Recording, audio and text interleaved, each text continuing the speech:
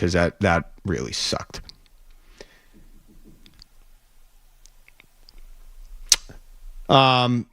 Okay. With that being said, there is a lot to get to today. And, we'll have more on the post-game show. I'm sure Joey and I want to revisit Jeremy and the presence that he had in that space. But that's also a show where we talk about, the football, obviously, and there's a lot to discuss with this upcoming Patriots season and some developing opinions and different things. Especially after Devin Witherspoon signed his deal with Seattle.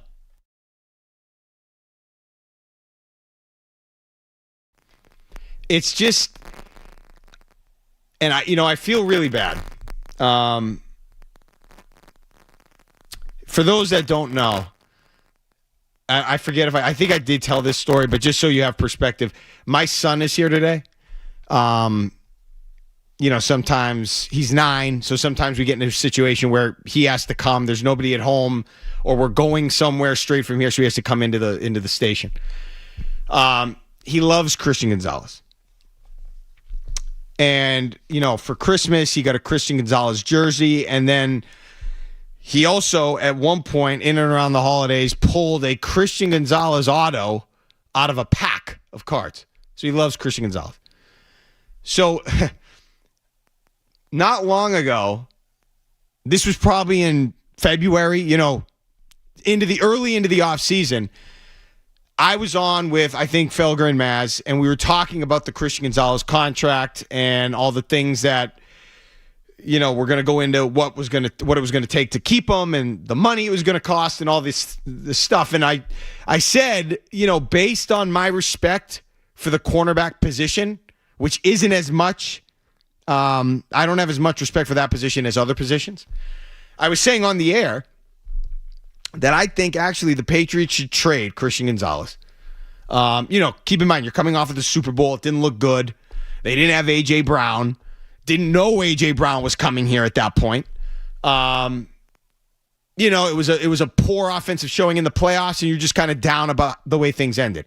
So then we're talking about Christian Gonzalez, and you knew it was going to cost him a lot of money. So I was saying after Christmas, and he got the jersey and the card, and he loves Christian Gonzalez, I was saying, yeah, I think they should trade him. Well, I didn't know this, but at the time of my commentary, Sean was in the car with my wife, who had turned on the show just in time to hear me say that they, should trade his favorite Patriot. So he's all upset. I'm getting texts. He's all upset. I get home. I get an earful, which I deserved. And he can't understand why I'm saying they should trade such a good player. Now, I don't feel the same way right now. I told him, actually, I said to Sean, next time that happens, you got to call in. That would be great radio. I wasn't expecting him to be listening at that point, but I have to make the take with what I believe. And at that moment, that's what I believed. I don't believe that anymore. But at the same time, as this does go on and linger, okay, it feels to me a little bit uncomfortable. Because I look at what Witherspoon got in Seattle, and do I think the Patriots should trade, should pay Christian Gonzalez? Yes, I do. Yes, I do. Even though it is going to be uncomfortable for me, I still would do it because of where they are with their roster and with their team. Okay, so I guess what I'm trying to say is I don't want this to continue to linger. Okay, I don't want them to continue to mess around. You have the framework for the deal. The team needs to get this done. Okay, now good for Christian Gonzalez. I like Christian Gonzalez. I don't want them to trade Christian Gonzalez because I don't like him or something like that, or I think there's red flags everywhere. That's not the case. I just don't have a lot of respect for the cornerback position. In fact, in a lot of ways, I think it's like the running back position. I think you can get away without, you can get away with winning without having a top tier corner. I think you can win with a bunch of B to B plus defensive backs. I wouldn't draft cornerbacks in the first round. They'd be on the no draft list in the first round if I was running a team. I wouldn't do it. There are instances, 2014 Patriots with Darrelle Revis, where I think if you do secure that last piece in the form of a cornerback, that could be what gets you over the hump. Okay? So I'm not completely dismissing the position. I just think it's very difficult to maintain that. Like what we saw in the Super Bowl from Christian Gonzalez, I think that's really hard to maintain. That level of play. Everybody kind of just I do it too. You just kind of lock into, that's what he's going to be every game, every year going forward. No, he's not. He's going to slump. Guys are going to beat him. He's going to get exposed. And then we're going to sit back and be like, he's making how much a year? $35 million a year, $40 million, whatever it is. For that, he got torched the whole game. Remember Stephon Gilmore and Devontae Parker? It happens. It's not even Gilmore's fault. That's the position.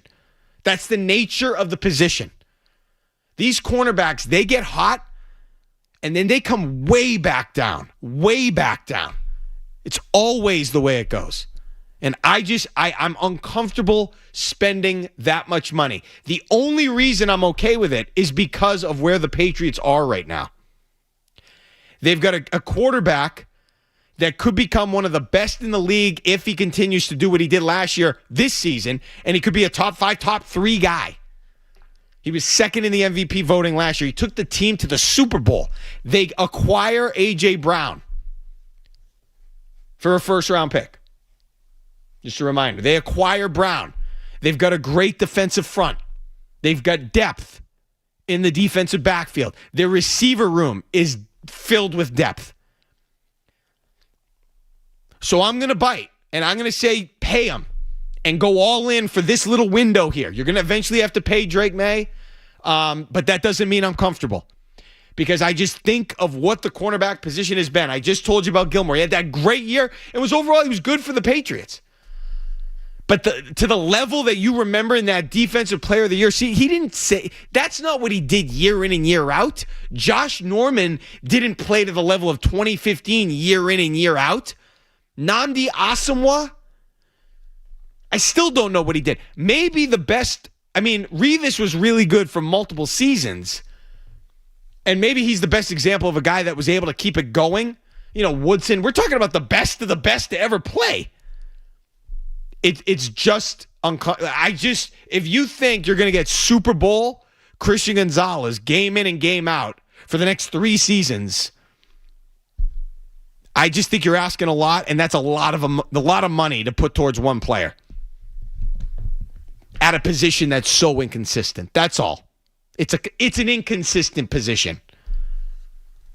And I just think with scheme and pass rush, if you've got a good defensive coach, if you've got some guys that can get to the quarterback, if you've got a lot of B to B plus players in the defensive backfield, I think you can get away with not having to spend $35 to $40 million a season on a corner. That's it.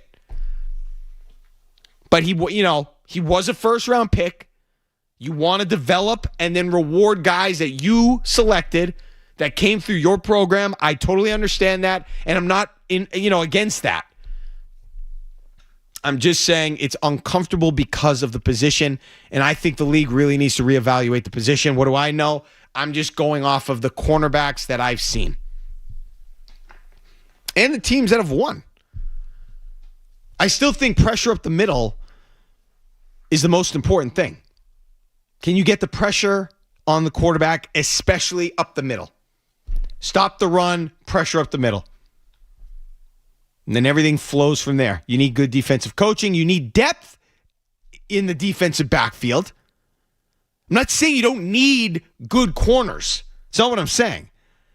Do you need the top of the market corner? I don't think you do. B+. It's not the NBA. It's not quarterback. It's not the middle of the lineup in baseball. At corner, I just don't see it as the most important position, and I'm just uncomfortable paying him that much money, even though I'm for it. You have to do business as business needs to be done. It's uncomfortable for me. 617-779-0985. We're going to start there. A lot of other Patriots thoughts to get to. Doc Rivers went into the Hall of Fame. I have a thought on that. A lot more to come. 98.5 The Sports Hub. Boston's home for sports. 98.5 The Sports Hub. 617-779-0985.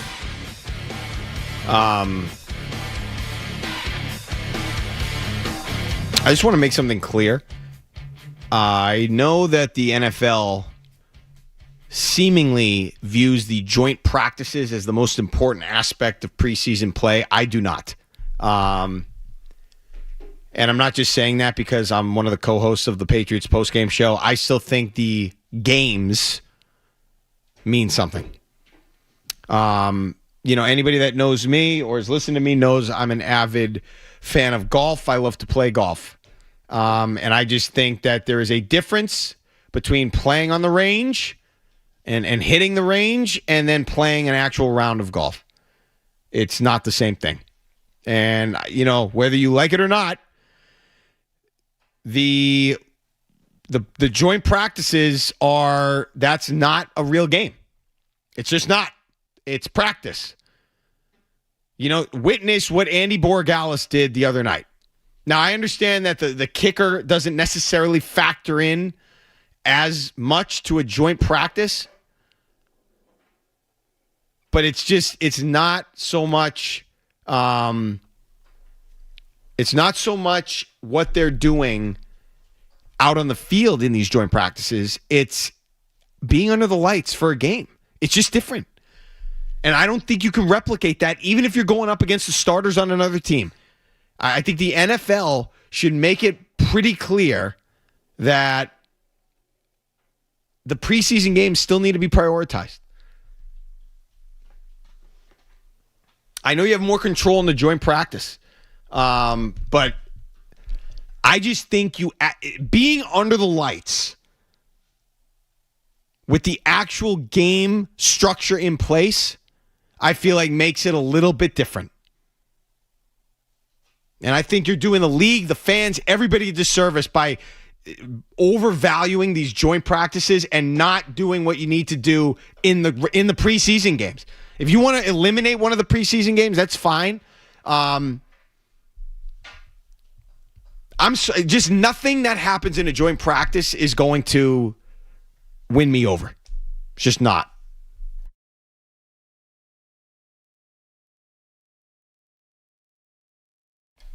It's just not going to win me over. I mean, we saw Pop Douglas dominate. It's just not going to do anything for. I mean, Douglas dominated. Him and May had this synergy, this rapport last summer. He was all over the place. Couldn't do it in any games. I mean, it's not like he didn't make any plays, but it just wasn't to the level of what we saw in joint practices. I think it's a mirage. I'm not saying they're useless. I think the joint practices are good for the preparation aspect of an NFL training camp situation. I don't think they're as good for an evaluation as the preseason game. That's just me. Because I think that guys that really can play show out in games. And by the way, our 98.5 today is the 5 most important preseason moments in New England Patriots history. And when I say history, I really mean this century, but I'm saying history.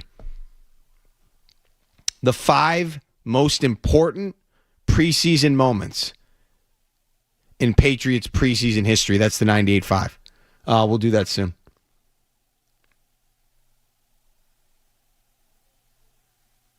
It was hard to take really anything away from the game the other night. We didn't get enough quality play from starters. And part of the problem is neither team's playing a lot of starters, so it's really hard to kind of gauge where anybody's at.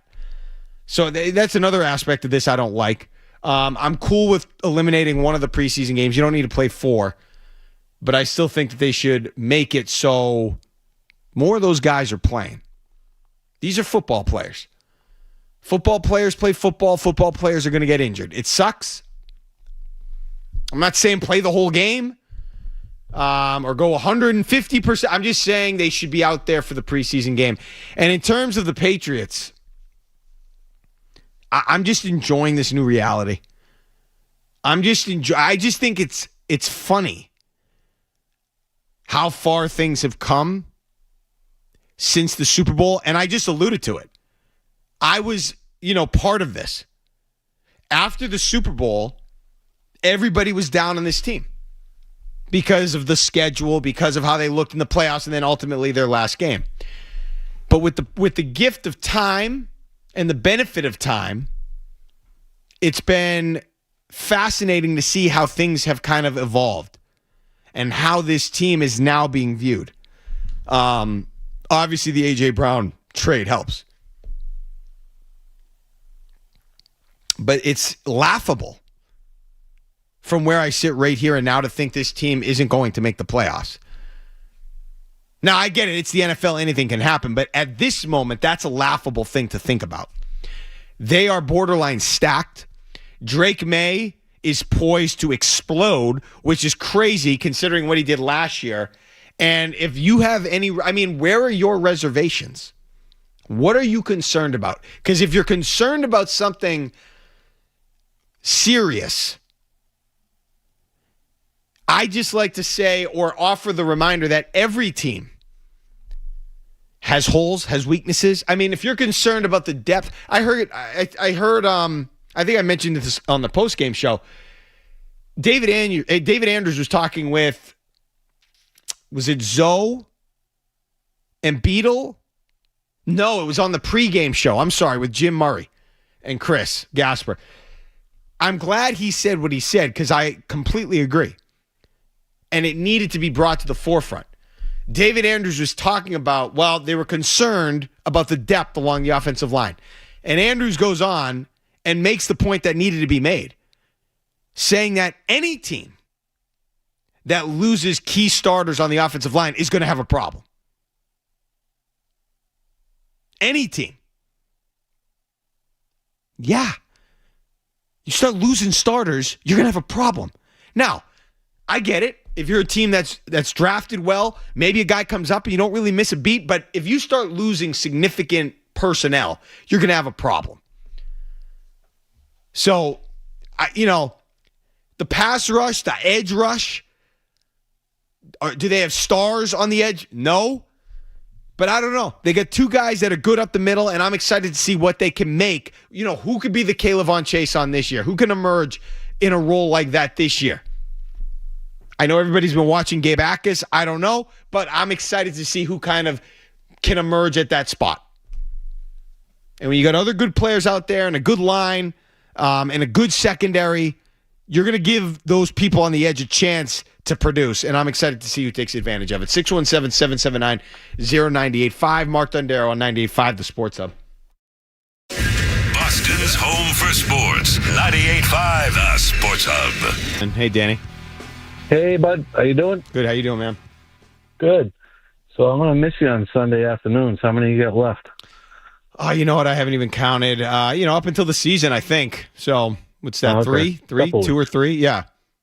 Yeah. Well, I will miss you, but I'm ready for football as well. Yes. Can't wait. As usual, I agree with you on everything that you said in your monologue. It's nothing against Gonzalez. It's more about, if I had to pay somebody like him $35 million or somebody like Myles Garrett $40, I'm taking Myles Garrett every day of the week and twice on Sunday, because I think getting to the quarterback is way more important in football than covering.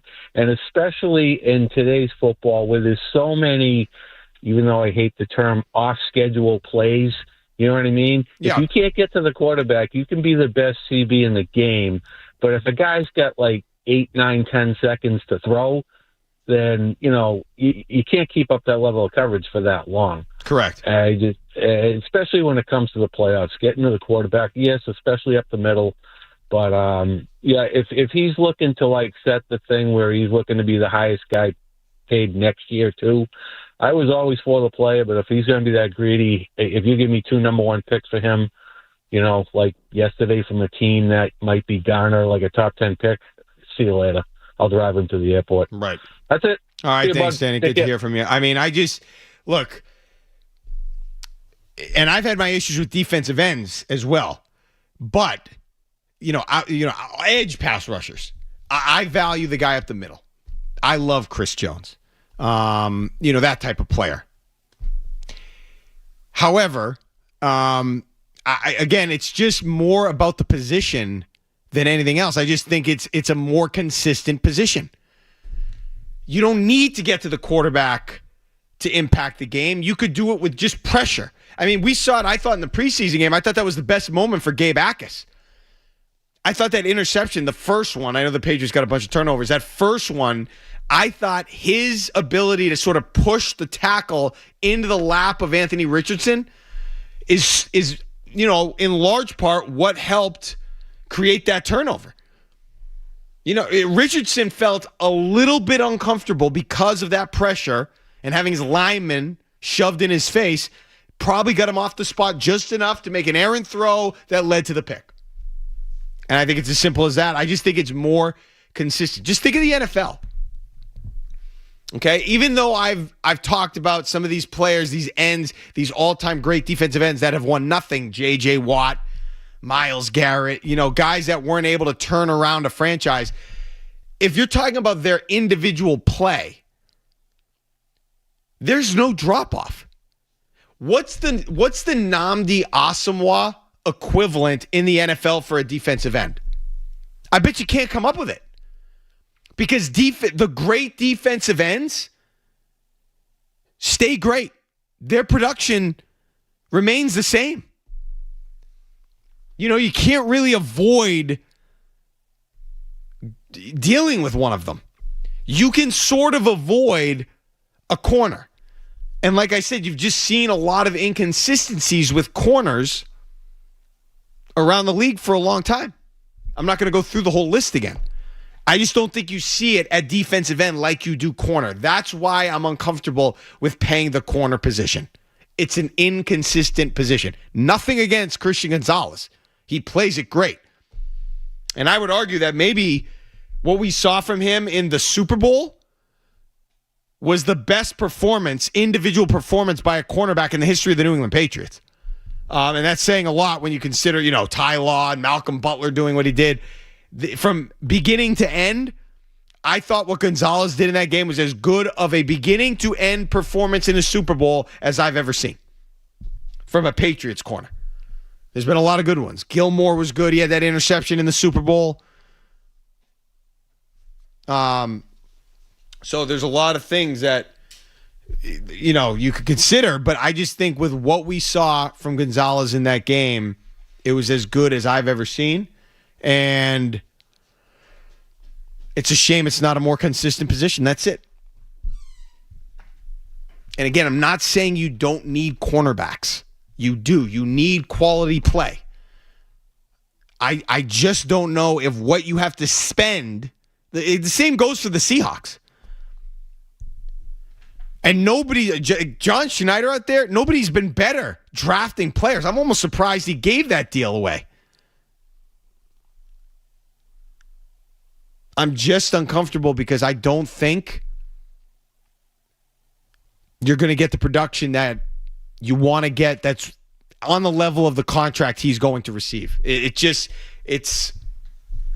so hard to cover the NFL wide receivers. And if the quarterback gets time, doesn't matter who you are, that guy's going to find a way to get open. And it doesn't even have to take a lot. It might just be one bad stretch of one big game, and that could ruin everything. Could ruin the season. That could ruin the way people view the contract you receive. That could ruin, without being over dramatic, it could ruin your legacy. I mean, as good as he was for the Patriots, I remember Steve Smith Sr. burning Darrelle Revis for a touchdown catch in a game where you had to have Darrelle Revis at his best, that playoff game in 2014 against the Ravens. Steve Smith Sr. Now, nobody had more respect for Steve Smith than I did. I love that guy. That's one of the guys, my all-time wish list Patriots team. Steve Smith. But at that stage of his career, he wasn't supposed to be burning Darrelle Revis for touchdowns. But that's the position. It's really hard to play cornerback. Paul's in the state of Massachusetts. Hey, Paul. Hey, how are you? So I appreciate your take and everything, but I just think you're a little off because I think we've seen it in Patriots history when you don't have that primary corner, what can happen. And I wanted to talk about your Nnamdi Asomugha. Well, Adalys Thomas, for me, is that guy. And I just think there's 5 premier positions in this league: quarterback, tackle, wide receiver, and then on defense, it's corner and it's defensive end. So I think there's 5 positions that you just have to compete on a consistent basis. All right, thanks, Paul. I mean, look, again, I'm not saying you don't need good cornerbacks. That's not what I'm saying. You do. I just don't think you need the guy that's atop the league. That's all.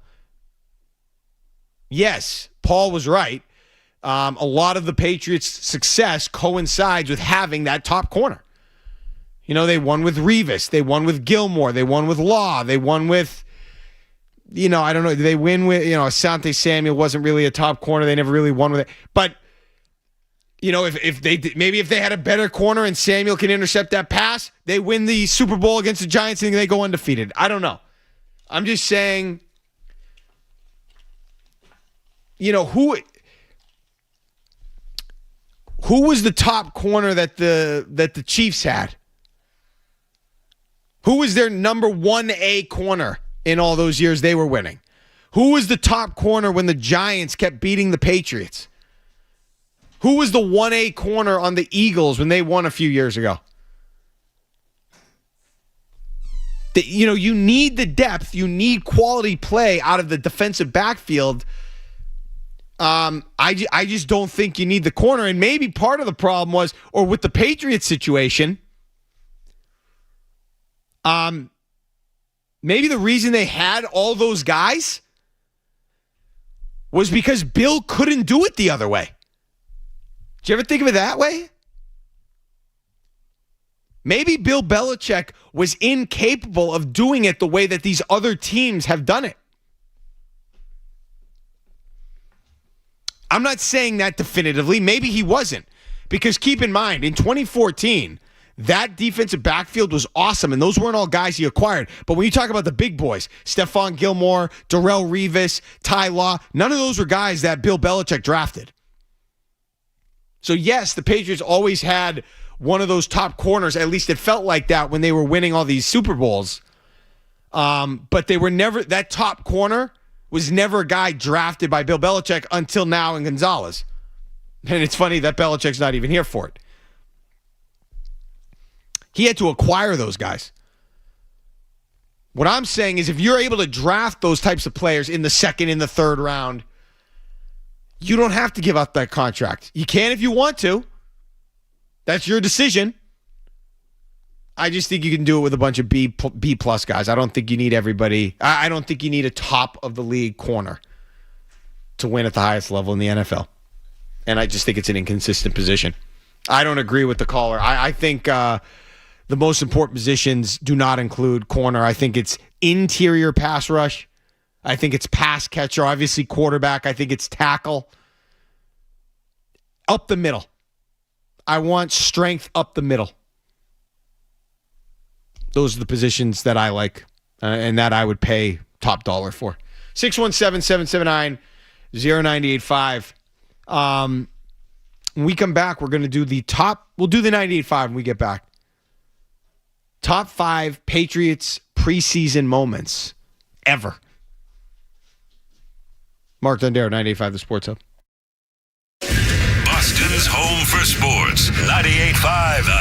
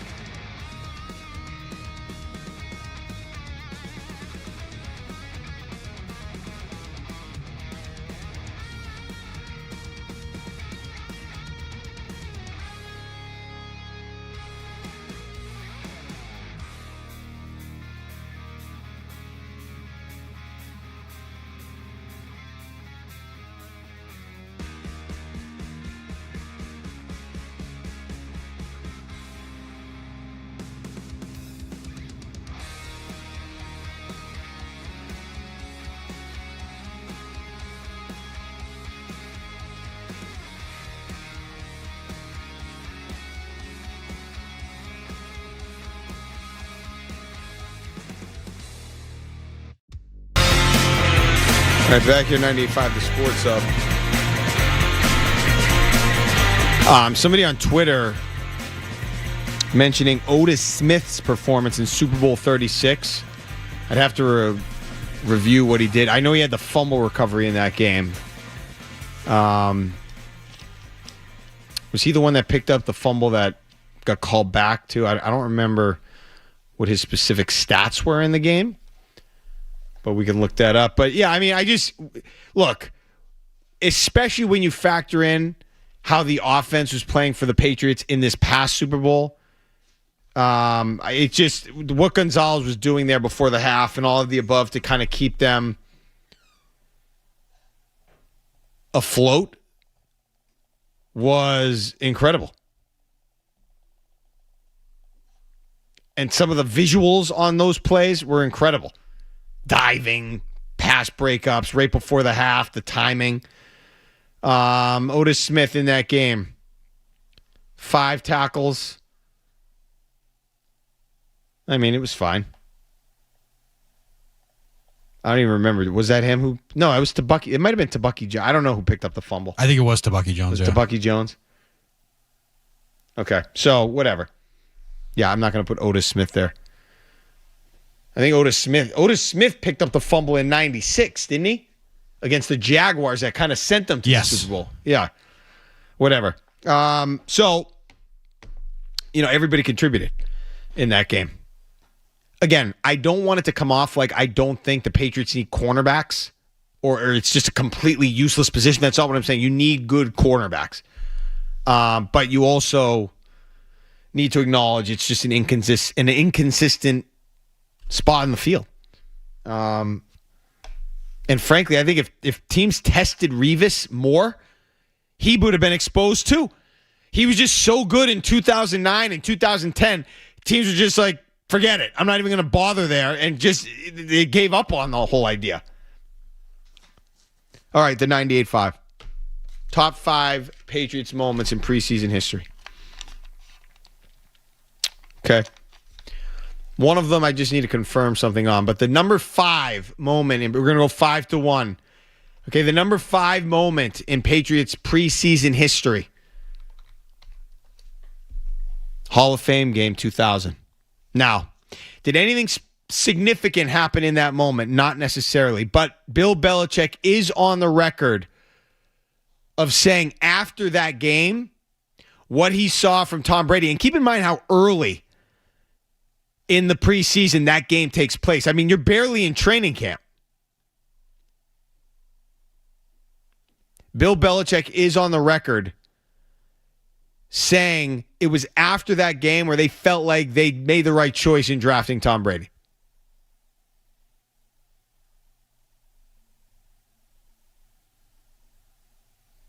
Okay, so that was something that obviously a significant moment in the history of the New England Patriots. Getting Tom Brady established to the point where he was going to make the team. And that game, I think, was the first step in doing that. Now, they didn't know what was going to happen with Tom Brady. Okay, all they knew in that moment was they felt like they made a good pick. Was he going to stick on the roster? There was a lot of football left to go that summer. And they didn't know how it was going to unfold, but that was a good start for Brady. Okay, the next one. I think was the first preseason game where Jimmy Garoppolo played in 2014. I think that's a significant moment because that really, I mean, obviously we know the fire was lit when the Patriots drafted Jimmy Garoppolo. But when he went out there and looked the part, and you saw that, hey, this is a kid, he's got a quick release, he's pretty accurate, he can move around a little bit. I think that moment there was significant in really lighting the fire for Tom Brady. That was the moment where it was, okay, this guy that they got is pretty he's pretty productive. He could be pretty productive. And in that game, he was 9 of 13, Garoppolo, for 157 yards, a touchdown, and no interceptions. It was probably then and there where he beat out Ryan Mallett for the backup job. And you knew you had a little something. Now, obviously, it's the preseason. Nobody's going to freak out. You have Tom Brady, but Brady was watching, and Brady took notice. And I think that performance then and there in that preseason game against the Washington Redskins or whatever they were at that point, that moment really helped Jimmy Garoppolo establish what he, I guess, would be on that roster, could show that he was a quarterback capable of starting in the league, and really lit the fire under Tom Brady. So Garoppolo's preseason debut against the Redskins in 2014 is number 4. Number 3, Julian Edelman's punt return in 2009. I think he was going to make the team anyway. I think it was going to be, Julian Edelman, New England Patriot, regardless of whether or not he made that play. But I think that certainly helped him fast track onto the roster and into a role with the Patriots, even though it was just a special teams role to start. That was a big moment in what would be his career. The famous Wally Pipp comment Bill Belichick made to Wes Welker, who wasn't playing in the game. He was still recovering from, I think, the knee injury he suffered in the playoffs. Was that the playoffs the year before?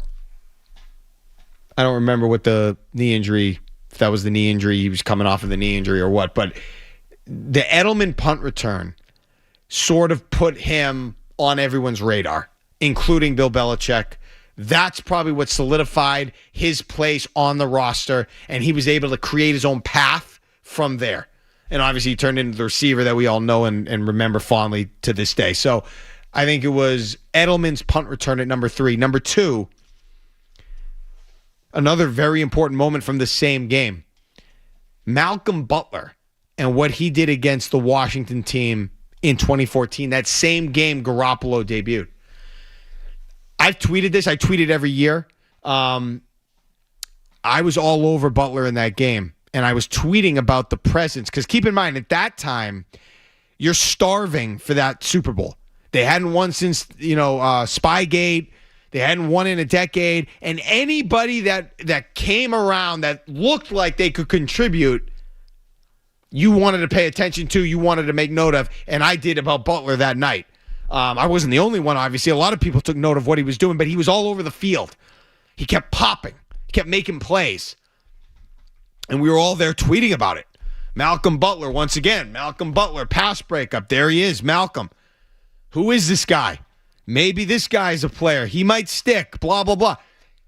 It ended up foreshadowing the presence Butler would have on this team, the scrappy feistiness that would get him onto the roster and ultimately into the game at the end of the Super Bowl, and we all know what happened after that. I think it started that night against Washington, and we have the tweets to prove it. He was all over the field that night. That's what got him on the team. That's what got him on people's radar. That's ultimately what got him onto the field at the end of Super Bowl 49.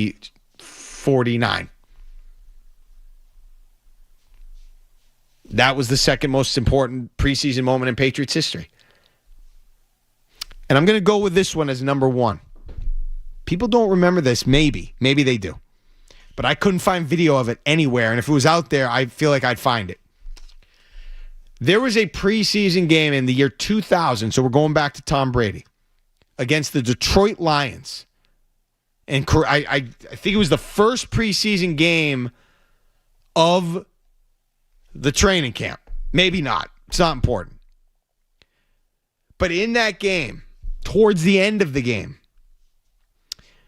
Tom Brady hit a pass towards the end, because at the end of the game, it was 10-10, and he hit a pass to a man named Sean Morey for 85 yards.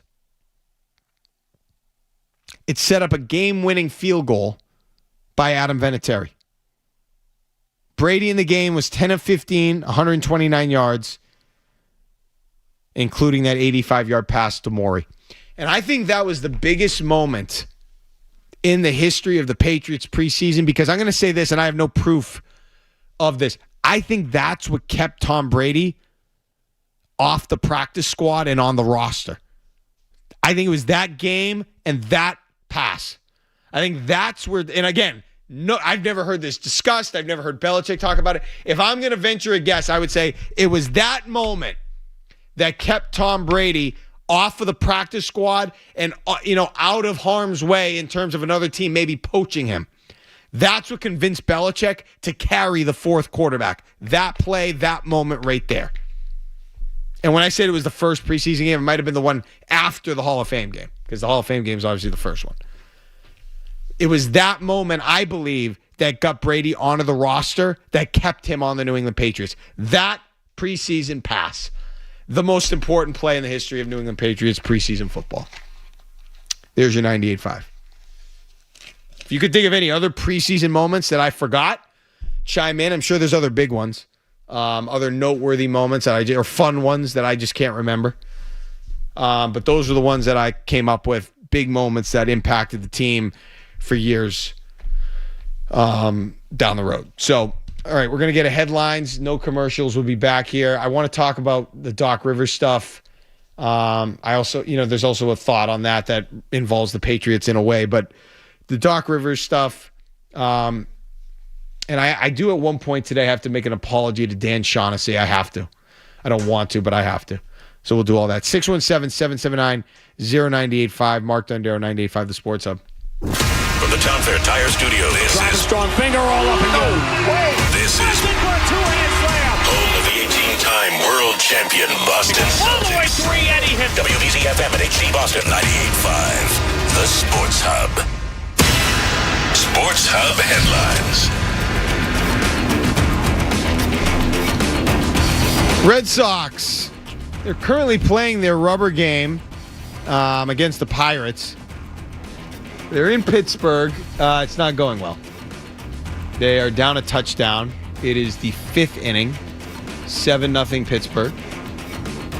And they've really kind of looked pretty bad all day, especially their starting pitching. And we'll keep you updated. Other Sox-related news, both Trevor Story and Roman Anthony ramping up their rehab assignments. Anthony's actually, check that, Trevor Story is actually in the lineup today in Worcester. To this point, he is 1 for 2 with a run scored. So Story has got a hit in his rehab assignment. Roman Anthony will play a game in Portland with the Sea Dogs on Tuesday. That's the plan for him. No news yet on the Christian Gonzalez contract. Devin Witherspoon did get paid by the Seahawks, so you would think that the Patriots would be next up to pay Gonzalez, but we'll wait and see. Patriots will be back on the game field on Saturday night. They're going to play the Eagles at Gillette Stadium. Before that, though, they will have joint practices this week with Philadelphia. And in golf, we just want to mention that over at the FedEx St. Jude Championship, Scotty Scheffler beginning to separate. He is 14 under, leading by 5 shots in that tournament. Sports Hub headlines are brought to you by the Colossal Lobster Rolls at the 99. Made with tender North Atlantic lobster with fries and coleslaw, served hot buttered or with just the right amount of mayo and celery. You gotta love the nines. I'm Mark Dondero from Boston's Home for Sports. 98.5 The Sports Hub. Next update, around an hour. The Sports Hub. 3 legendary franchises on one legendary radio station.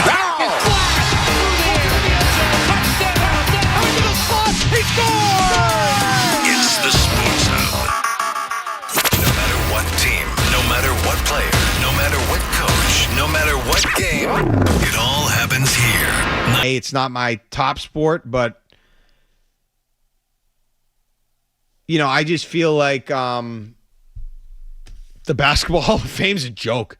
I just think it's kind of a joke. And no disrespect to Doc Rivers, he does have a heck of a lot of regular season wins. I think he was sixth. He's sixth all time, so credit to him. I just feel like he's not a Hall of Famer. I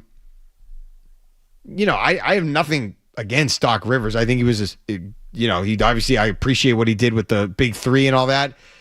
But I mean, it felt like Kevin Garnett kind of carried that team. He managed that team. He carried that team. I just didn't understand the entire class. I mean, Mark Few made the Hall of Fame. Nothing against college coaches. He's been at Gonzaga since 1999. That's a great, incredible run. They've had a lot of successful teams. And feel free to light me up for this take. I feel like for a college coach to get into the Hall of Fame, you got to win a championship, don't you? I mean, you got to have one championship to get into the Hall of Fame as a college coach. That's what it feels like to me. So I don't know. I'm just, this isn't Bill Belichick where the resume is so explosively noteworthy during his time with the Patriots, not to mention, working with Tom Brady for 20 years. I don't think that's the case with Doc Rivers. I know they had some good teams. They went to a couple finals. They were good in 2012. But as soon as Kevin Garnett left and Pierce was good, they were nothing. It's just, I don't know if that's. And then you look at what he did with the Clippers, with the Sixers, with the Bucks. Wasn't all that good. I'm just not sure that was worth entry into the Hall of Fame. I would have liked to see. I'd like to see the Hall of Fame a bit more exclusive.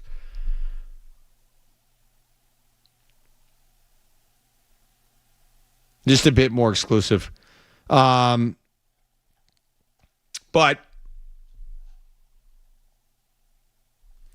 I mean, Amari Stoudemire, why is he in the Hall of Fame? I don't get it. Wait, he was a first-team All-Pro or first-team All-NBA once. That gets you in the Hall of Fame? He never went to the finals. What was his ticket to the Hall of Fame? What got him into the Hall of Fame?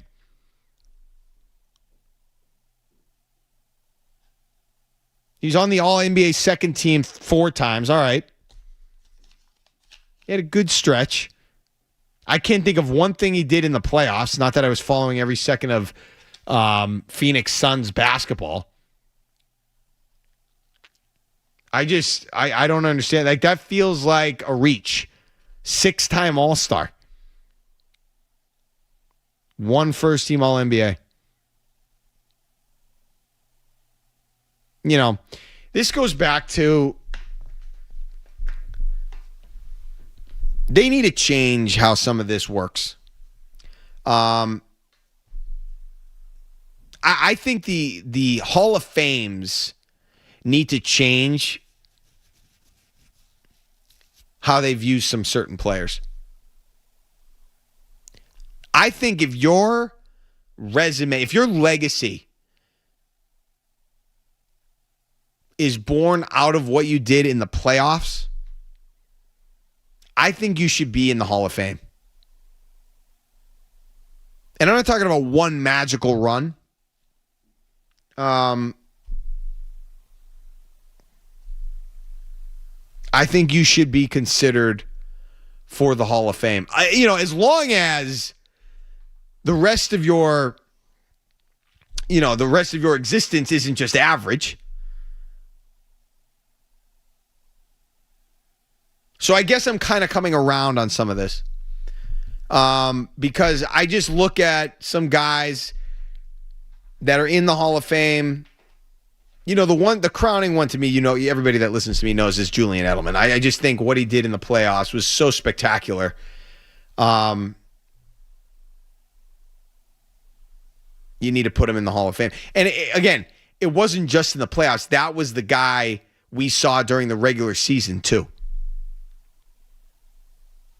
See, to me, that's the difference between Eli Manning and Julian Edelman. Julian Edelman had all these moments in the playoffs, but I never got a different version. Really, I never got a different version of Julian Edelman in the regular season. It was the same guy. Now, was he a Pro Bowler? No, because there were a lot of other really good wide receivers that took those spots over the years of his career. But I just feel like Edelman, with what he did in the playoffs, that is so uncomfortable for me not having him in the Hall of Fame. And having a guy like Doc Rivers in, a guy like Devin Hester in. I mean, forget, like, Mark Few is a Hall of Famer in basketball. What, just because he coached for a long time and he had some good teams? I reject that. Edelman impacted winning at the highest level. Man, that is awesome. I mean, does he have the regular season stats? No, but he has the playoff numbers. I mean, you look at Wes Welker and Julian Edelman. Welker's numbers are better, yes. But how do you not look at what Edelman did and marvel at it more? You know what I'm saying? Like, what do you marvel at more? The numbers and the accumulated statistics, or the accomplishments and the playmaking ability in the biggest moments of the biggest game? Like, how do you not marvel at some of the things Julian Edelman did? And it wasn't just one run, it was multiple times. I just feel like that should be something that gets him into the Hall of Fame, and I know it won't. Because we can't get off of this. I mean, I think Robert Horry should be in the Hall of Fame. And I understand he was the beneficiary of a lot of good teams and good players that were around it, but he was a big-time player in multiple playoff runs for multiple teams. The Spurs, the Lakers. He was on those Rockets teams that won. I mean, that wasn't an accident. That was special.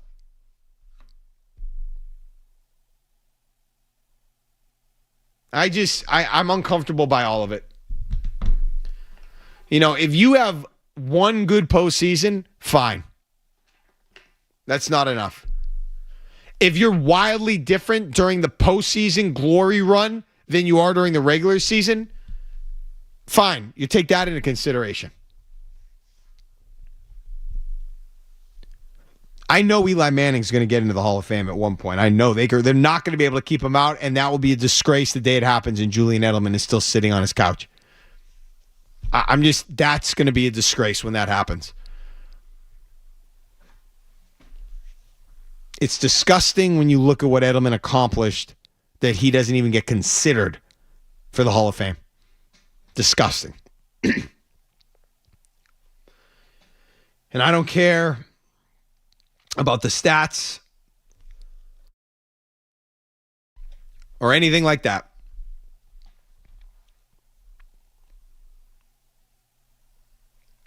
I mean, what he did in Super Bowl 49, throwing the pass against the Ravens. Obviously, the catch he made against the Falcons. There's probably other games, big moments I'm not even thinking about.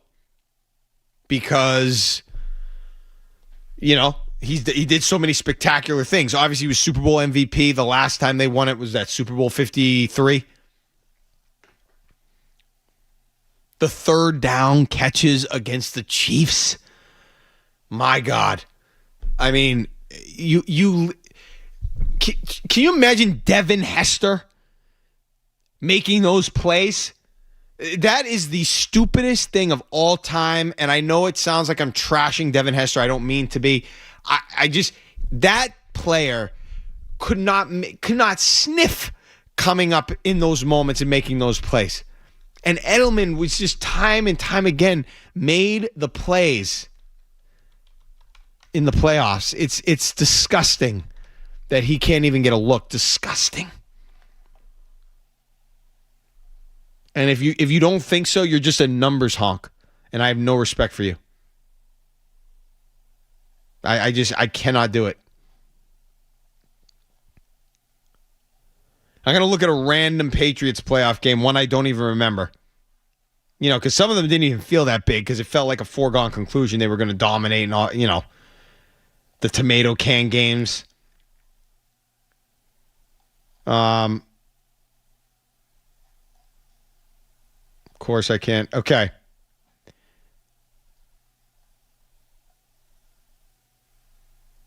So here's a random game. See, this is what I'm talking about. Game you don't even remember. You don't even remember this game. Houston Texans versus the New England Patriots. This was the divisional round game during the 2016 playoffs. Okay, so January 14th, 2017. Julian Edelman in this game. You don't even remember this.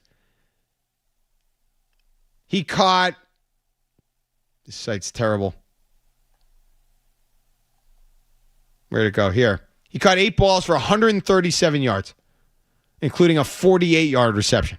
You don't even remember that.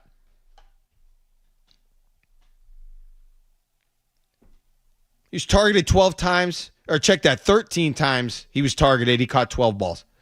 You don't even remember it. He also had a 12-yard rush in that game. It was just another day at the office in the playoffs for Julian Edelman. You don't even remember that game. I didn't even remember he had 137 yards in that game. Leading receiver. You know, it's a thing. It's a thing, and I've had it for years. 617-779-0985. Mark Dondero on the Sports Hub. Boston's home for sports. 98.5 The Sports Hub.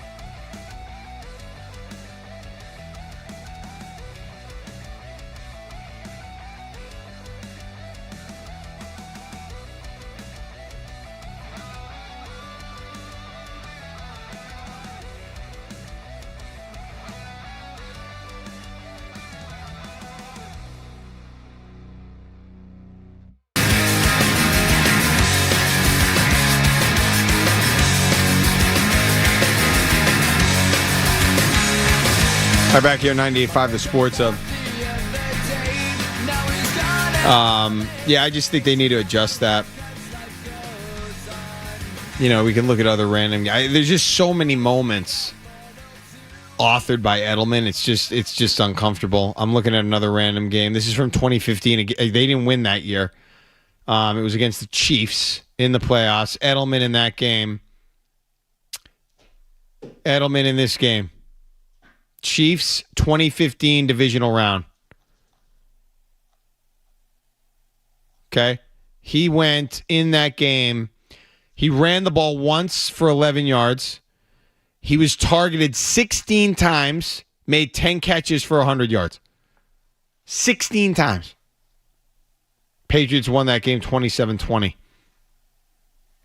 No touchdowns. But just, again, producing. I mean, year in and year out, he just produced. I just... The playoff production was special, and I get it. He was never a Pro Bowler.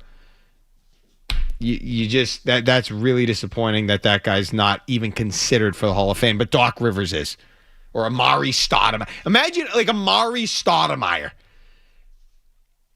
Would you rather have Amari Stoudemire's career in the NBA or Julian Edelman's career in the NFL? It's not even close to me. I can't think of one moment in the history of Amari Stoudemire. Again, I'm not from Phoenix or New York. I didn't study everything. But I can't think. I know a lot of moments. I can think of a lot of moments of guys that didn't play in Boston or I had no affiliation with their team. I can think of a ton. Can't think of one for Amari Stoudemire. But he's a Hall of Famer. Can think of more Sean Kemp moments. He's not even in the Hall of Fame.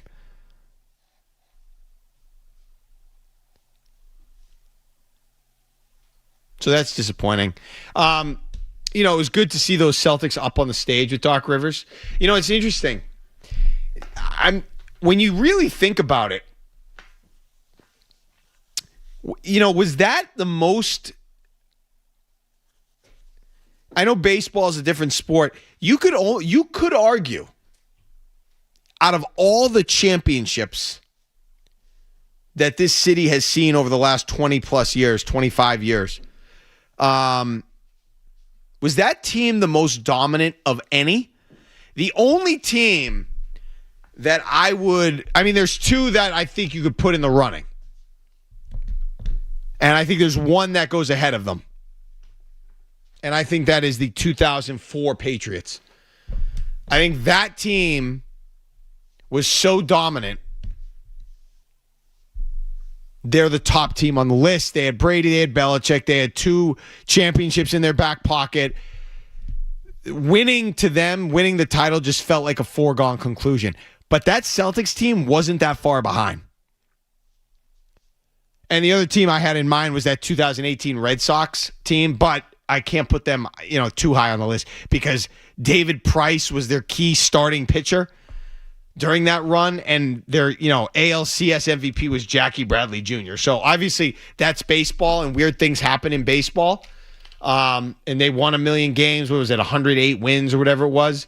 But I can't go that far, even though that team was really good. It's, to me, the 2004 Patriots, the most dominant team we saw during that stretch, and then next is the 2008 Celtics. And the reason is I get that they had some really close series, 7-game series, etc. But I never felt like they were going to lose. Even in those series, I just never felt like they were going to lose. They can't win a road game against the Atlanta Hawks. They get to a 7th game. I remember I was out that day or had a practice, or I wasn't able to watch Game 7. I wasn't concerned. They were going to win that game. Never thought they, for a second, would lose that game. Next series, they go back and forth. With Cleveland, they can't win in Cleveland, can't win on the road. LeBron James posterizing guys on these dunks. Go to a Game 7. Cleveland's got the best player. I never thought they'd lose. Never thought they would lose that game, that series. Just never did, and they didn't. Then the next series, they go up against Detroit. They lose one of the first 2 games at home. They're going to finally have to win a road game, and they have no problem winning on the road. Never thought they were going to lose. That series didn't even go 7 games. Never thought they were going to lose. And then against the Lakers, I certainly did. Even though nationally a lot of people picked the Lakers. Radmanovic, Vujacic, please. They're lucky they didn't get eaten by Kevin Garnett. And the Celtics win in 6 games, and it shouldn't even have gone that long. I think that was the most dominant team we've seen in this city throughout all the championships outside of that 2004 Patriots team. Because that Patriots team, they were able to lose I mean, this is how good they were. We were talking about the cornerbacks and Christian Gonzalez and all this. The Patriots lost Ty Law during that run and had no problem. They had no problem winning that championship. I don't even remember. Who did they play in the divisional round? I don't even remember. Was that Tennessee? No, that was the Colts. They played the Colts in 2004 in the divisional round. Won easily. I think that was the Teddy Bruschi. Is this what they're looking for game? We stripped Dominic Rhodes. Then they played at Pittsburgh. Pittsburgh had beaten them. Didn't matter. They smoked them. Brady was sick in the hotel, the walkthrough, Deion Branch, all that. And then they play the Eagles. And yeah, the final score was close, but we all know it wasn't that close. And they win that game going away. Without Ty Law. All those games without Ty Law. He went out late in that season. That was the best Patriots team of my lifetime. Corey Dillon. The defense, you lost Ted Washington, but you had this rookie named Vince Wilfork. And you had other defensive backs that were just fine. So I just think it's interesting that Celtics team was as good as they were. Really loaded.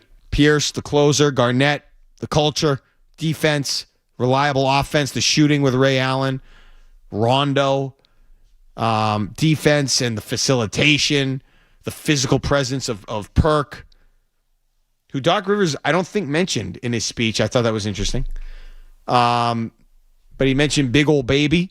He mentioned Leon Poe.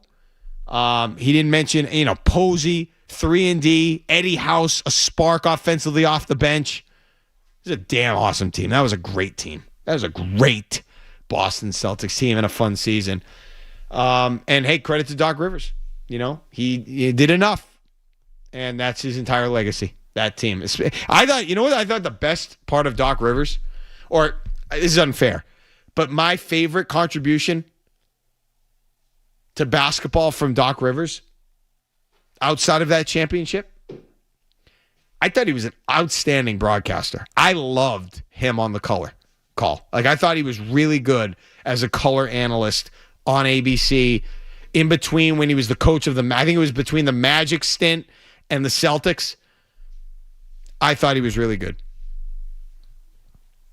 I also thought there was one other aspect to the speech I thought was very apropos. And I'll tell you that when we get back, because there was one guy that definitely needed to be mentioned and should have been, and his presence in Doc's career was vital. 617-779-0985, Mark Dondero, 98.5 The Sports Hub. Boston's home for sports, 98.5 The Sports Hub.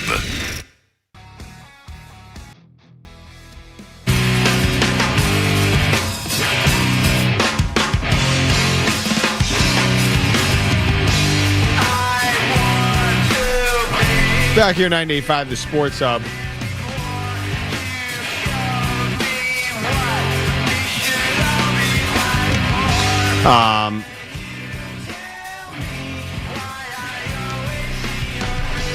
We talked about it earlier in the spring because of what was going on with the current Boston Celtics. I just thought that team was more consistent, and that meant something to me. That's all. Red Sox Pirates currently in a rain delay. 7-3 Pittsburgh, top of the 7th inning. Connor Wong with a 3-run home run. Keep the Sox in it. Or get the Sox back in it, I guess. It was 7-0 Pittsburgh. I just want to take this moment. I need to apologize to Dan Shaughnessy. Because I've had no respect whatsoever for his position that the 1969 Red Sox, I don't even know the year. Was it the 67 Red Sox? I think it was the 67 Red Sox. You talking about the Impossible Dream season? Yeah, 67. Yeah. The 1967 Red Sox, the way that he would talk about that season and write about that season and the fondness of it all never made any sense to me, especially Mr. Tomato Can and this and that, and kind of poo-pooing all the things that, these playoff wins that you would think meant something, but to him didn't really feel like they meant something. But he was so excited about the 67 Red Sox. I need to apologize. Because, I always had a soft spot for the 1996 Patriots. I guess that was my version of the 67 Red Sox. To that point in my life, hadn't really experienced true winning. I know the Red Sox in 95 won the division, but they didn't really do anything in the playoffs. They certainly didn't make a World Series run. The Patriots that year, because I got into the team when they drafted Drew Bledsoe, and by that point I was all in. I'm trying to buy starters jackets and shark fin hats and all those, the merchandise they had at that time. I never got the jacket, but I did have the shark fin hat. Sick. But it didn't, after all the winning and experiencing the playoffs, it didn't feel the same. So I would poo-poo Shaughnessy's take on the 67 team. But maybe that's because baseball's just different. And I will say that after watching these Red Sox this summer, I can understand why that in 1967 would have been a magical run for those folks that were watching that unfold. A team that hadn't won it in a million years, 1918, we all know. To have a run, and I still don't know everything about that run. The winning streaks, the improbability of certain parts of the season, whatever. But I could see, based on the way we all kind of got swept up in what the Red Sox did in July, I could see why, if they had never won and they didn't have, I obviously the Celtics were dominant back then, but you wanted the Red Sox, you wanted to see it. It was a Red Sox town in a lot of ways. And if they really were as good and as captivating as they were, or close to what we saw, in July here, through the summer months, school's out, the magic of these beautiful summer nights and all this stuff and the pomp and circumstance that have to do with the summer that don't have to do with the sports. I could see why you could get swept away and swept off your feet by the season for the Red Sox. I can see it. All right. So I apologize. I'm not going to disrespect your affinity for the 1967 Red Sox or whatever they are. I won't do it. Okay. Because this was very impressive, obviously. And I'll go as far as to say, and I think coming from me, this says a lot. I think this year has been successful regardless of what they do in the playoffs. I think it's been a successful Red Sox season regardless of what happens in the postseason. That doesn't mean it can't end in disappointment or I won't rip them for things that go on. But in totality, I think it's been successful. They turned it around in a historic way. And I think on top of that, what they've done from a front office perspective has brought them back to life. I do believe that. And I think for that reason, they have become, this is a successful season, regardless of what happens in October. Doesn't mean I'm not going to get pissed. Doesn't mean I'm not going to be disgusted by something that they could do in October that could really blow a chance at doing something noteworthy or even special. So that doesn't take them off the hook for things. I'm just saying I think that this could be a little different. And I think it is. The way they turned it around without their best players and what they did at the trade deadline spoke to me.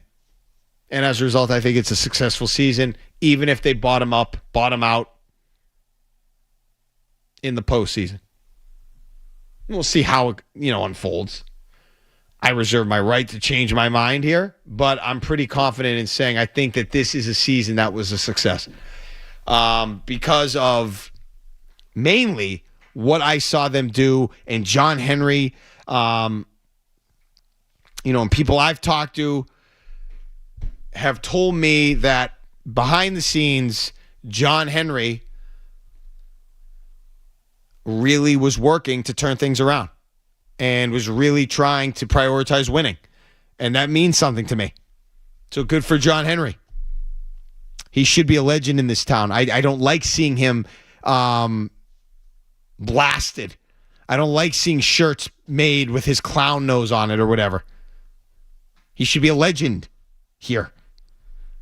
So it's good for the Red Sox when he's not being treated that way. I'm not saying he didn't deserve it. He did. But based on what I've heard, he was really trying to fix things, and they have fixed things, and then you go out and you try to make that deal.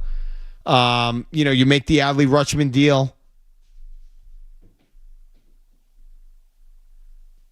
And you try to find a way to get even better.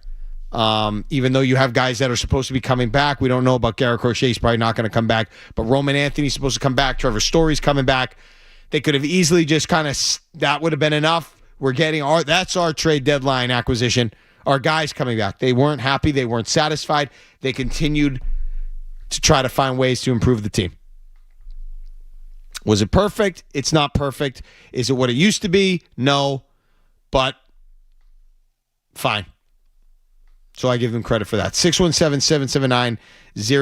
I'm going to go back to talk some football. And around the NFL, because it's getting real. And the first preseason week is in the books. And we're getting closer. We can smell it. We can taste it. The mornings are a little cooler. Football is coming. Mark Dondero, 98.5 this morning. Boston's home for sports. 98.5 The Sports Hub. It will be interesting to see what the Red Sox, the reaction. I don't know if everybody's going to share my reaction to this Red Sox season. I'm going to be interested to sit back and watch how it all unfolds. Will everybody be satisfied that this was a successful season or not? Because for me, I think that, look, I still don't give the front office too much credit to the point where, everybody, this is a good situation and everybody's job is it. I'm not going that far. I think what they did at the trade deadline was a positive step. But, what they did before the season and leading into the season, I thought were missteps. And, and now here we are in a place where the Red Sox have come back down to earth. They don't look as good as they did a month ago. And, I'm trying to figure out exactly what this team is. And, again, I could change my opinion. The most important thing about this season wasn't July. It was the trade deadline. It felt like for the first time, they actually went for something noteworthy. Because July is, that's just your team got hot. And that happened. Now, it was ridiculous what they were able to do. But here we are in the midst of it hasn't been good since August 8th. 1, 2, 3, 4, 5, 6. They've lost 6 of 8. And they're on their way to another loss today. It's not over, but they're on their way to another loss today. It's not good enough. And now they're back to kind of what they were, and I'm just curious what everybody else is going to say about this team if they don't end the season strong. That's all. If they don't end the season strong, what is everyone else going to say?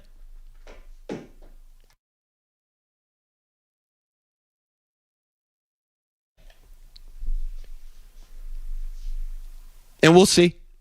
The people, their opinions will be out there. And my fear, again, this is why the trade deadline was so critical. My fear is that they tricked all of us into thinking that they were different when they're really the same team. A 500-ish team not built to do anything special in the playoffs. The Adley Rutschman deal did speak to me. Okay? But they still, it's not going to last very long. They're still going to need to find ways to eventually win in the playoffs. That's where it's going to come from. If they don't do that, it's not going to be good enough. I mean, Curtis Meade, it's a real shame he got hurt.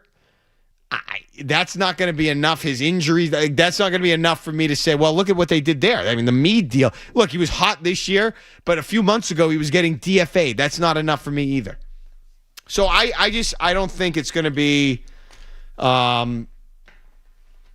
It'll be interesting to see what everybody else thinks. As of now, I think they've done enough where Chad Tracy turned them around. I think the front office did what they needed to do at the trade deadline. Okay, but what's next?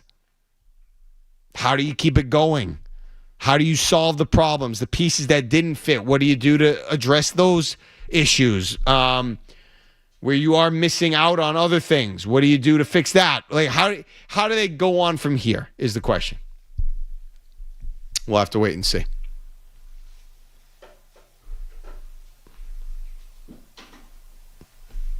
I mean, I'm looking forward to the postseason. If you catch that type of fire once, what's to say you can't do it again? We'll see where they stand. As of now,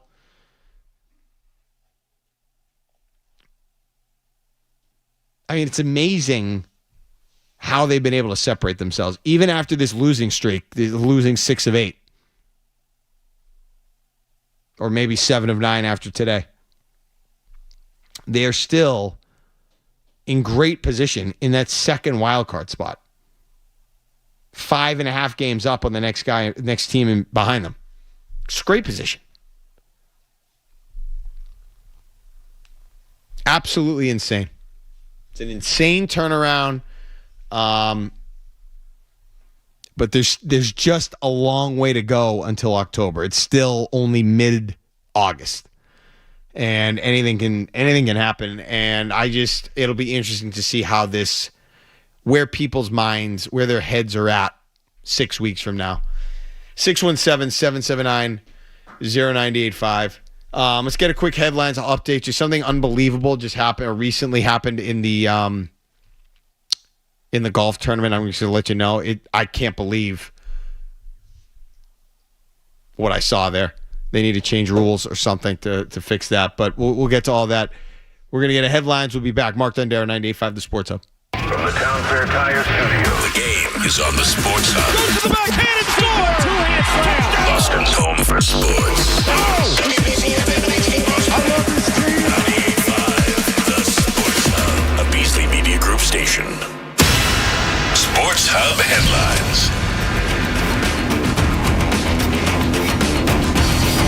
All right, Red Sox currently in a rain delay in Pittsburgh. It's too bad, too, because they had a little bit of mojo going after a Connor Wong 3-run homer. Sox currently down 7-3. They're in the top of the 7th inning.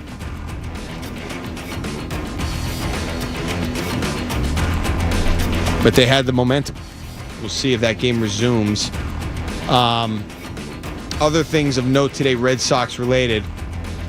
Trevor Story, he actually started his rehab assignment today. He was in the lineup in Worcester.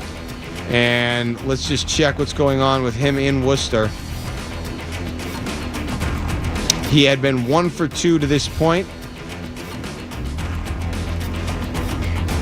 And we'll get back to you. Here it is.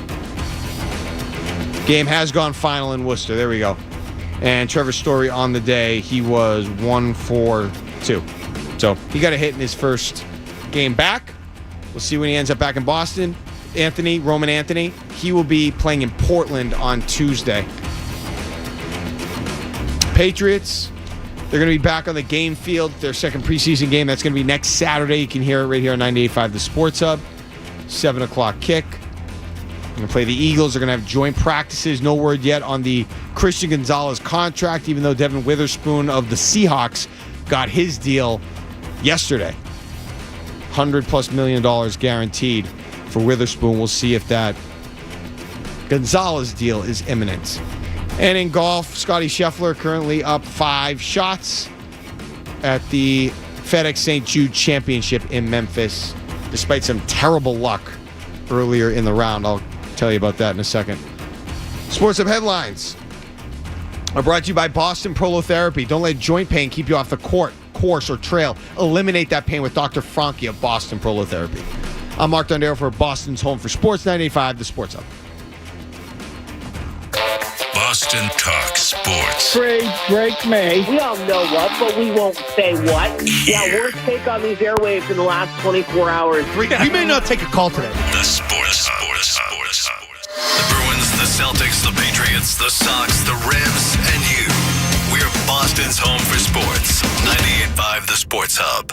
Oh, Scheffler. I don't know how I would handle this. He's leading a golf tournament. If you didn't see, he had a comfortable lead in the tournament. This is a few holes back. He had a bunker shot, a green side bunker shot, and it was sort of on a downhill lie to where the flag was, so the green sloped downhill. So he had to really feather it up there nicely. He does do that. The problem was it bounces off.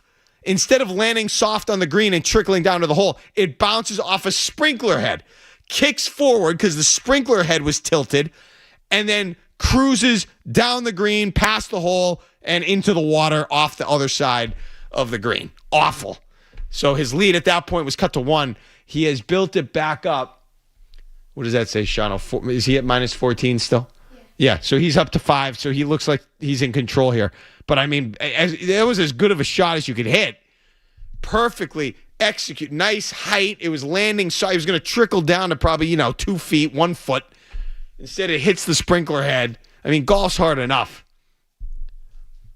It should make it, if you have something like that happen, a man-made object or, you hit something like that, I don't know what you're saying. You should have to be able to, I don't know, maybe get a redo or something. That's probably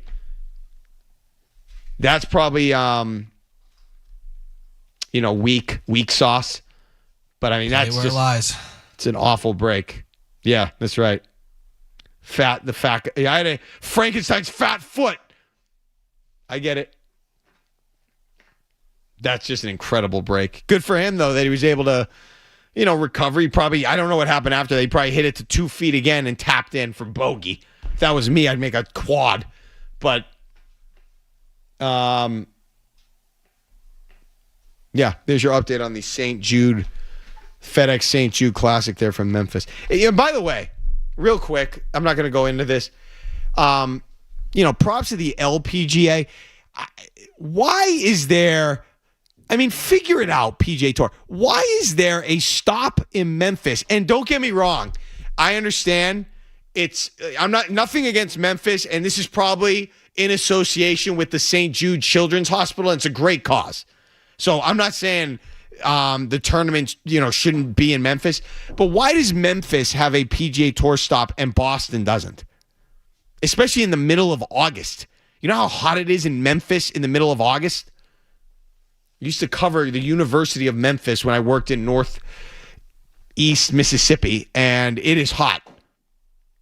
And I just don't understand. Again, the hospital and what they do for the kids there is probably the big reason. But they could do that here in a great market, a sports market. The PGA Tour needs to find a way to get back into this area, and not just once every a million years for a major. I think the next time the country club is going to host the U.S. Open is like 2038 or something crazy. Like it way longer, way later than it should. And I understand that there are some venues you just have to continue to go back to, Pebble Beach, Oakmont, Shinnecock, those types of places. Marion, they like to go to. But you need to be able to, you need to get back to Boston. You need to get back to the market here. And I need to look up when, here it is. U.S. Open places, where is it? That is an awful website. Awful list, awful website. I don't know, I'll look it up. It's a long time before it's back here. And that's, I don't know what Boston's problem is. I mean, they can't get the NBA All-Star game to come here. Now there's finally some chatter about the MLB All-Star game coming back. But the PGA Tour, especially, I understand, they don't play the golf into the fall like they used to, which this is the fall, what they used to do here in September on Labor Day weekend with the Deutsche Bank and then the Dell Technologies. I mean, the weather was always pristine. I can't tell you how disappointed I am that tournament's gone. And credit to the LPGA Tour, at least they come to TPC Boston. But they need to have a regular stop here. 2038.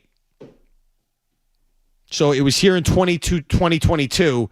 It will come back in 2038 to the country club. Way too long. 12 years from now. Way too long. So that's disappointing. But that's okay. It's okay because the Patriots are going to be good this year, and we're all looking forward to that, I think. If you don't think...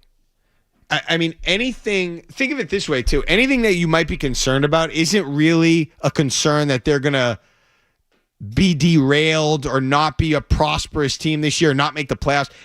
Tell me if I'm wrong here. It's that they're going to be kept from winning the Super Bowl because of XYZ. Their lack of an edge rush, their depth along the offensive line. The team doesn't have to be perfect. They need to be strong at the quarterback position, which they are. They need to be strong up the middle on defense, which they are. And they need guys that can catch the ball, which they have. If you think they're going to protect the quarterback, it's going to be better protection this year. So why? I'm just enjoying it. I'm just enjoying the fact that the New England Patriots right now have a higher ceiling than the Kansas City Chiefs. It's like, how did that happen? You go back 2 years. How did that happen? Well, it happened. The Chiefs and the Ravens are now behind the Patriots. Think about that. That's wild.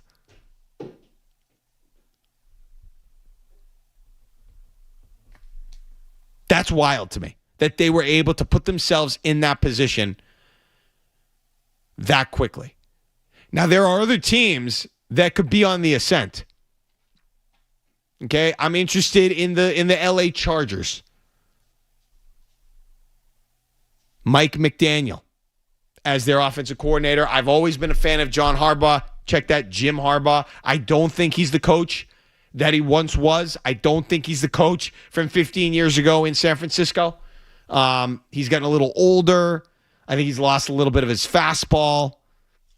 I don't think it's the same guy.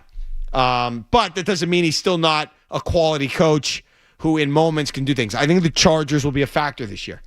I think the Broncos are here to stay. I think they're going to be a factor this year. Okay, Bo Nix, I was a fan of. Sean Payton, I'm not a fan of, but I do respect him as a head coach. I think he's excellent. And if you go and quietly look at the Broncos wide receiving situation, it's pretty good. And that's a key. And I know they play in the AFC West, and that's hard, but they get some dudes. I think Troy Franklin is a good player, and he's not going to be close to the top of their receiving depth chart. Okay? Marvin Mims has made some plays for them. Cortland Sutton is obviously a guy that we've heard of, has made plays for them, and now they've got Jalen Waddle. Is it the best group of receivers in the league? No. But it feels like that's an adequate group, especially if you have Sean Payton and Bo Nix, who look good. Now, I don't know what their relationship is, but that's a team. See, that's a team that worries me more than the Kansas City Chiefs. And I'm concerned about Patrick Mahomes and Andy Reid. You always have to be. But I don't know anything about the Ravens. I don't know anything about their new coach and how that's going to work out. I don't know anything about what Joe Brady's going to do in Buffalo. And I have serious questions about their roster construction. I still don't think they have the weapons. It's nice that they have Cook, good player, but the overall weapons, I feel like they're lacking.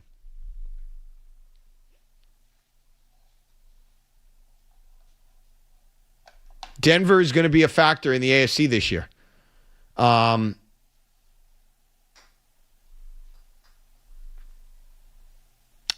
think Jacksonville is going to be a factor in the AFC this year. I believe in Liam Cohen. I don't believe as much in Trevor Lawrence, but I do think they've got a good enough team where they are going to be a factor. A big X factor in the AFC this year is the Houston Texans. Are they going to get rookie season CJ Stroud, or are they going to get whatever that person was they got in the playoffs? Because that was not a guy that you can go to war, that you can go into the biggest stretch of your schedule with and expect to win. Not that quarterback. I think that's another team that's going to be a factor. And then the other X factor team I have, the Cincinnati Bengals. They've tried to add some pieces. Obviously, the health of Joe Burrow and the protection of Joe Burrow is always a factor for them. They did try to add Dexter Lawrence from the Giants. My view of that is they're trying to, I think they're hoping that he can kind of serve as their Chris Jones. I think that's what they were looking at. I don't know if that's how they viewed it, but to me, that's what I see it as. They've got the offense, they've got the quarterback, they've got the weapons, like those Chiefs teams did. Now, maybe they're not as well-rounded defensively. They certainly don't have Steve Spagnuolo, but they have, if they've got the beast in the middle that can disrupt the entire game from that spot and put pressure on the quarterback, maybe they feel like that's their Chris Jones and everything else around him will fall into place. If I were them, that's what I would be thinking. I don't know. So I think a few of those teams are more dangerous than the old guard there. Buffalo, Kansas City, and Baltimore. There's still going to be factors. You can never count out, Lamar Jackson. You can't count out Trevor Lawrence. Not Trevor Lawrence. You can't count out Patrick Mahomes. And when Joe Burrow's healthy, he's awesome. But there's going to be some new blood atop the AFC. And I'm sorry, I don't believe in some of these other teams that have made. I don't believe in the Steelers. I know they're always kind of there every year. I got to see it again from the Colts. I don't believe in them. I don't even need to see it again. I don't believe in the Colts. The class of the AFC this year, to me, the Patriots, the Bengals, and the Chargers. And I'll throw the Broncos in there too. I think those are the four teams. The Bills would be next up. Then the next tier would be the Chiefs, the Ravens, and the Texans. I'll give you a sleeper team. Could be better than people think. Not, a contender. But depending on what the Raiders decide to do with Fernando Mendoza, they quietly have some nice pieces. They've got some nice tight ends. They've got some running back. They've got some pieces. All I'm saying is they've got some guys that could make life for a rookie quarterback a little easier. If they can get a running game, if they can get some plays to a tight end, they've got a couple good tight ends. Might be a team that's worth, I don't think Tennessee is anything. The Browns, Not a Shedeur Sanders believer at all. Not yet, at least. You got to see more. They just traded away their best player. I can't go with them. Obviously, I'm not buying in on the Jets, and I think the Dolphins are poised to go back. 617-779-0985. You have the Bills, the Patriots. You have the Ravens, the Bengals. You have the Jaguars, the Texans. And then you have the Chiefs, the Broncos, and the Chargers. There's your AFC. That's the AFC to me. Mark Dondero, 98.5 The Sports Hub. Boston's home for sports. 98.5 The Sports Hub. 7-3. We're waiting for the pay. It's amazing. This was an observation I made coming out of the post-game show the other night after the preseason game, and I'm thankful. It's amazing the difference in energy going from the preseason last year to this year. It's incredible. I mean, totally different, which is what this team needs. Needs to be different. Last year, there was so much buzz and anticipation associated with the post-game of preseason games because we didn't know what to expect. Yes, Drake May looked good as a rookie, and he got in there, and he made some plays, and the thing he did in Tennessee, and did, whatever. But, I mean, we didn't know what to expect last year. And there was, we were wondering who his top targets would be, and could the receivers actually play, and did they finally hit on some of these draft picks that they've made? This year, there is an expectation that this team is going to be good, and obviously none of the starters playing in the first preseason game didn't help anything, but there was not much to analyze because we know what to expect. We know where this team should be. We know how they should play. And I just thought I enjoyed the juxtaposition of the two seasons. It makes this preseason a lot more disappointing or less interesting, but then it's going to make the regular season way more interesting from the standpoint of they're going to be up against these awesome teams with a lot of expectation, the Patriots, and we're going to find out what they can do, and then it comes down to what happens in week one, or I should say it builds to whatever happens in week one against the Seahawks. Boy, will that be an interesting night. I wonder, it will be interesting to see later on down the road, we have a show to do today, what that night meant to their season. I can't wait to analyze that down the road. 6 months from now. Middle of winter, ass is cold, and you're trying to think of things to talk about in terms of after the football season. I want to know what week one represented when you look at the totality of the 2026 Patriots, because I think it's a fascinating dynamic.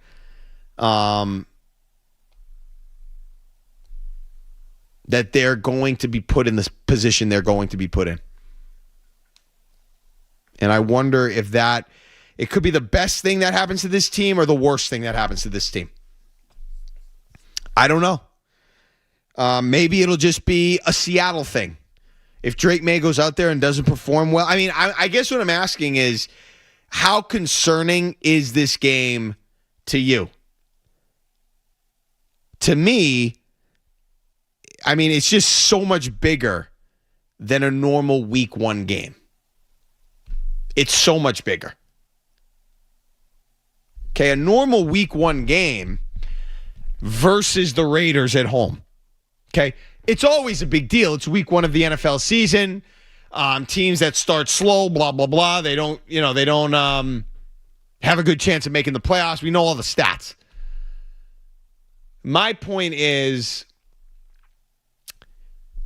this one feels a little different. This one feels a little bigger, and it's not because the Patriots, it's not only because they made the Super Bowl and lost the Super Bowl against this team. It's because of everything that led up to that. And I think you're kind of putting your head in the sand if you're not going to admit it's a big moment. It's a big moment. Now, I happen to think that Drake May is going to respond.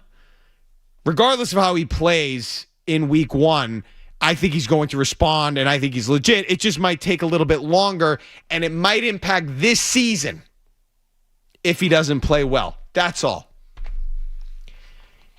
I'm just interested because it's a different dynamic, and it's a bigger game than most week ones. I mean, think about if he was just opening the season.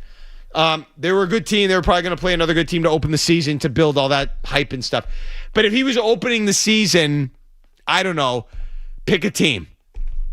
At home against the Lions. Big game, but not this. The Lions have nothing to do with what happened to Drake May last year. And like it or not, that's a storyline. The soft schedule, the playoff performances culminating in the disaster that was the Super Bowl. That's a thing. I don't think it, should be a big thing, but I have to acknowledge it is a thing. And even I will be watching just to make sure, I don't think it's going to be a problem, but I will have to watch just to make sure that everything's fine. A few years ago, I was on the beach on Cape Cod, and my daughter was like 2 years old at the time, and she's running towards the water. There's some waves, and she's running, and she's getting far ahead of me. So I kind of, I wasn't running after her, but I was just kind of like hustling a little bit more to catch up to her because she was going to be in the water in a minute. So all of a sudden, to my left, there's an older woman there who's kind of just sauntering up to the water herself, and she sees this all unfolding, and she says to me, no, let her go. And I'm like, I turn to her, and I'm saying, I'm sorry, huh? She was like, no, let her go. Her point was she needs to experience the water on her own and be free to be in the water. I don't know what she was trying to say. But I said to her, I'm going to go to the water and just make sure my kid's okay. I'm not, going crazy, but she's 2. She had nothing on. There were no floaties or anything. She had done some swimming. I thought she'd be fine, but you go there just to see. That's like the Patriots right now. I think he'll be fine, Drake May, but I got to monitor it just to be sure. I'm going to go down to the water with him just to be sure he's okay when he's in there. I thought that woman was a freak. No, I'm going to go watch the kid in the water. I mean, there's waves. I don't know if there's rip tide. I'm going to go see if she's okay. Make sure. I'm going to go stand over there and just make sure if that's all right. I think he'll be fine. I just want to make sure, especially and I love it. Part of it is because we do this job and it creates good talking point. I love the fact that they're going to put him right back in the hot seat. I love it. I don't want a wide open par 5 here for Drake May on the first hole. No trees. You can hit it into the other fairway, no penalty. No, I want a tight 453-yard par 4 with water on the left to start the season for Drake May. That's what I want. I love it. Put him right back out there with all the things right in his face. Water on the left, the tree line on the right, a baby dog leg, 453 yards. Good luck. MVP or almost MVP. I want to see how you do on that hole to start the season. That's what he's getting with the. And by the way, that hole he played last year, he triple bogeyed it. So I can't wait to see how he handles it this time around. Learning from that experience, having the preparation, all the time in the world to prepare for that game, for that hole. I can't wait to see how he does. I think he'll be fine, but I also acknowledge that this is a bigger deal. This game is bigger than other week ones because Not because of the opponent, because of what happened at the end of last year, how things transpired, and now because of the opponent. It's big. Bigger than other week 1 games that other teams have played because they didn't have this dynamic. They just didn't. 617-779-0985. If you're not concerned at all, if you think it's just a week 1 game, let me know. That could be the case. He could go out there and bomb in week 1 in Seattle, lose again, look bad, and then dominate the rest of the year. That could happen. I don't think it's going to go that way, but it could happen. And we'll find out very soon. Mark Dondero, 98.5 The Sports Hub. Boston's home for sports. 98.5 The Sports Hub.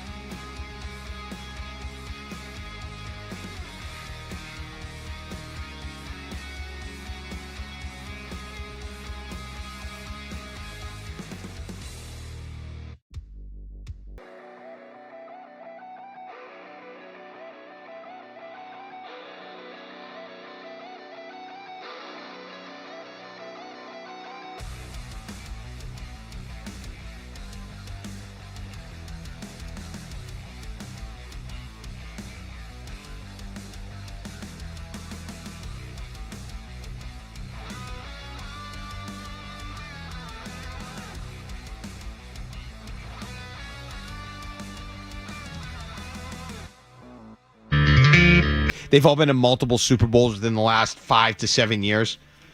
But if we, let's go back to 2022. Cincinnati Bengals coming off of the 3-point loss to the Rams at the end of the 21 season. Their opening game the following year was a home game against the Pittsburgh Steelers. Okay, that is not even close to the magnitude of the game that the Patriots are going to play in a few weeks, in a few Wednesdays when they go to Seattle. It's just not even close. First of all, the dynamic is different. The way that the Bengals played down the stretch, and Joe Burrow specifically, wasn't what Drake May did. He didn't struggle in playoff games. And even though, I don't think May, he was going up against some historically good defenses with not a lot of great weaponry or protection. So I think that's going to be a huge factor. But the questions are what the questions are. Okay? There weren't the questions surrounding Joe Burrow that there are with Drake May. And obviously in the Super Bowl, he didn't play. It was a close game. The offense looked competent. They could have won it at the end, and they were a couple plays short. Then they go and play the Pittsburgh Steelers in week 1. They end up losing that game in overtime. I don't know how they lost that game at home. Mitch Trubisky ended up beating them somehow. Oh, I know how. Joe Burrow threw 4 interceptions. Pretty pathetic, but whatever. That's just totally different than what the Patriots are facing. They're going to play a game that could, mess with the psyche of the team a little bit, depending on what happens. That's all. Drake May was not good in that Super Bowl. Now, I don't know how much the shoulder bothered him. I'm going to assume he was really held back by that shoulder. He was too good. I think he was really held back by the shoulder. That's my assumption. I don't know that. But if that's the case, I'm going to assume that's why he was so bad in that game. But he was also not right mentally between the ears. And if that's what happened there, to put him right back in that position to start the next season with all the expectations, some new pieces, all the things that went off in the offseason, I think that puts him in a position of significance. Where if it doesn't go well, you could see it could affect him beyond that week 1 game. That's all I'm saying. That's all I'm asking. And I know they will have that little mini bye that will help. That will help. But I just think if he goes out and struggles, it's going to be a different thing. Real quick, this is random, but I was watching some commentary being made by Troy Aikman. One thing that has become really underappreciated in sports, okay, is, and I just think it's the coolest thing, if you're able to be a star athlete nowadays and play your entire career with one franchise. I think that's the coolest thing. Now, does it ruin your legacy if you hop around or go to other teams? I don't think so, no. I don't think at all that it ruins your legacy or ruins what you did. But I just think it's really cool if you could play your entire career for one team. That's so cool.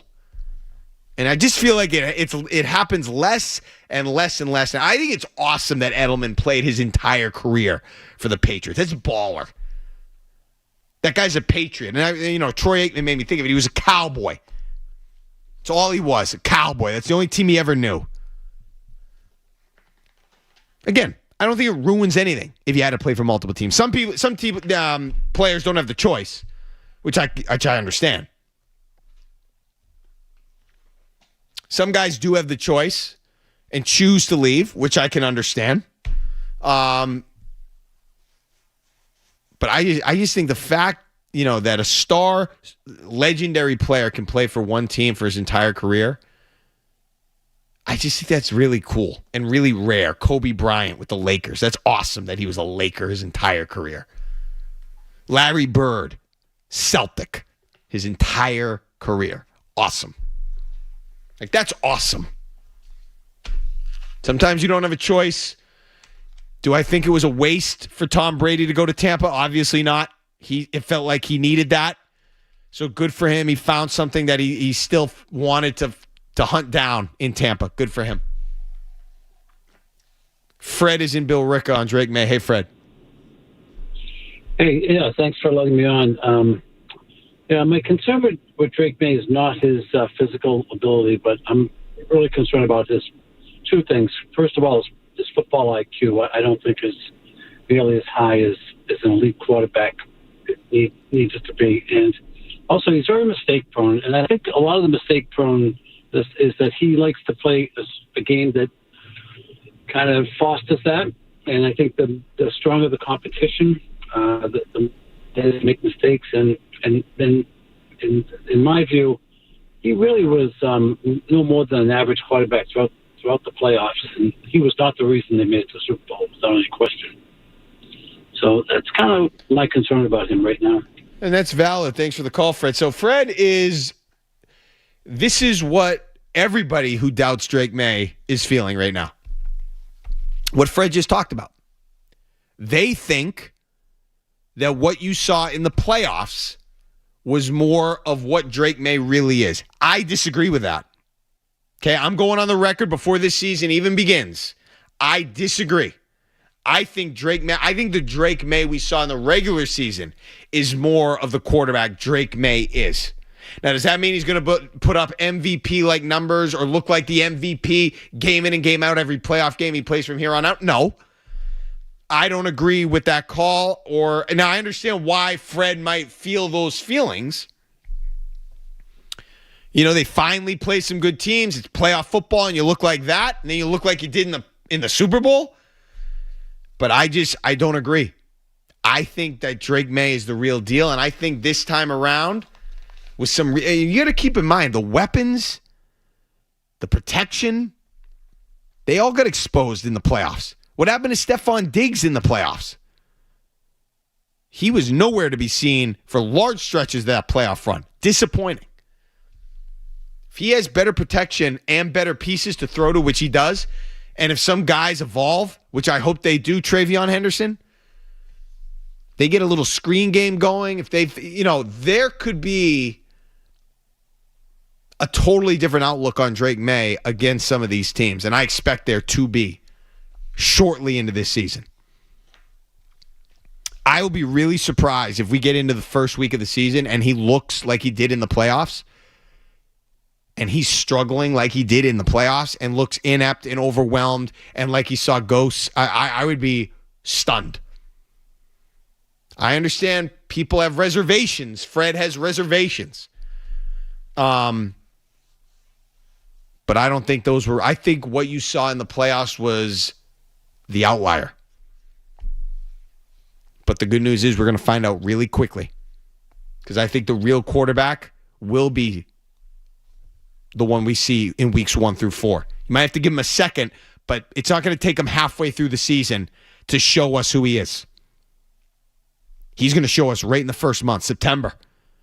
And if he is what Fred is worried about him being, what we saw in the playoffs, I think we're going to see it in September. And I do think that week 1 game will be a factor. If he's not the guy we saw in the playoffs, I expect him to go out there in week 1. They might not win the game, but I certainly expect Drake May to play well. I expect him to look the part. I expect him to play with a lot more conviction and have a chance at winning the game. That's what I expect. 617-779-0985. If you want a last comment, Mark Dondero, the Sports Hub. Boston's home for sports. 98.5, the Sports Hub. Reggie Miller. Remember Reggie Miller had a chance to join the 08 Celtics and turned it down. I mean, that could have been his ring. He turned it down. He was like, I can't play for the Celtics. I played against them all those years. I'm not playing for them. It's kind of awesome. I don't think you see that as much anymore. You know, social media, people's ability to connect is obviously different than it was back then. It's so much easier to formulate relationships, especially celebrities. You follow each other, you text each other. Nobody was texting. Charles Barkley wasn't texting Patrick Ewing back then. Maybe if there was that level of communication or ability to communicate, people would have formed stronger relationships, would have been more apt to team up and do things, but whatever. But it's rare. It'll be interesting to see if Jason Tatum can play his whole career with the Celtics. Guys like that.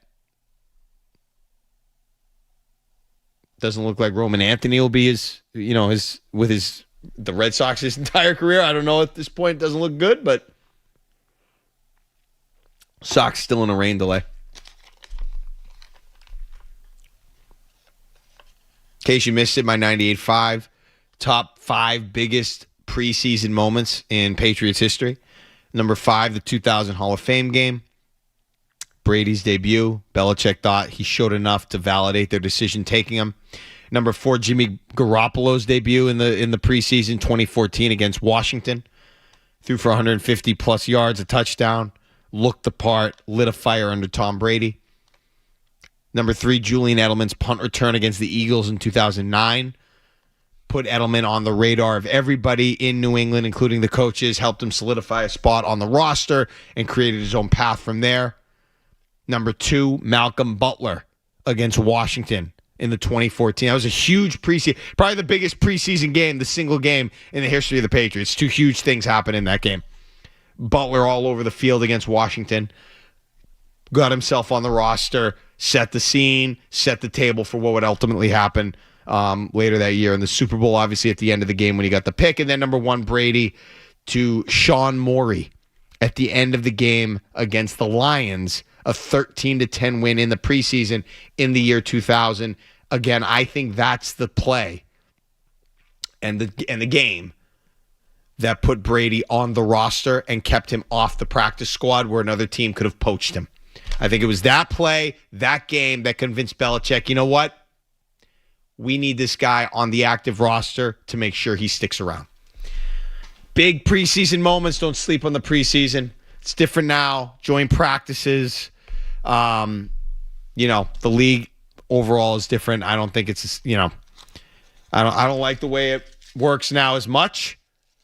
Not saying it's ineffective. I just think evaluations are best made ultimately in games. And we'll see. It'll be interesting to see in that next preseason game. I'm a little surprised at Kayshon Boutte. I want Kayshon Boutte around. I know he's had some things that he's dealt with in gambling in college and whatever, and he was a low-round pick. But the guy can play. I need guys that can play. He can play. And I've been the biggest Pop Douglas supporter, and I'm not convinced. I was a little surprised he was given the treatment he was given the other day. I thought he might have been one of the guys that was out there trying to kind of find it again. And it's not like Boutte played a bunch of snaps. You have to have somebody out there to catch the passes. Hollins was out there. I didn't think he looked good, but I'm not going to put it all on him. I thought, Tommy DeVito started slow. And they're going to need better execution from the quarterback, I think, to get a good look at some of these guys, if we're going to get a true look at some of these guys. And I also expect Drake May to play in the next game just because it's the last home preseason game. Figure you want to get him on the field at Gillette Stadium. He's going to play half his games there. And forget about the fans. I mean, you'd like to give them a chance to see Drake May in the preseason for a second, but at least get him on the field at Gillette. Let him play. He's not some, 15-year veteran legend. Get him out there. He's a football player. Let the football player play. This is Boston's home for sports. Touchdown! The flagship station of the Patriots. Bruin the Celtics. WBC.